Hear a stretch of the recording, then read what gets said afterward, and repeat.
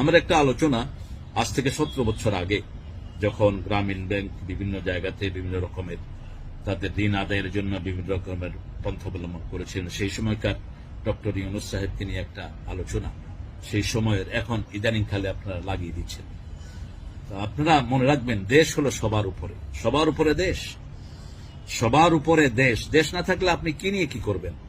এখন আমাদের সামনে যারা আছে, এদের দোষ ত্রুটি না দেখে আমরা দেশটাকে আগে রক্ষা করি, তারপরে আমরা যে সমস্ত দোষ ত্রুটি মানুষের মধ্যে আছে, যাদের মধ্যে আছে, যে সমস্ত গুনাহ খাতা আছে, এগুলো আমরা তাদেরকে পরামর্শ দেব এবং পরামর্শ আমাদের অব্যাহত থাকবে।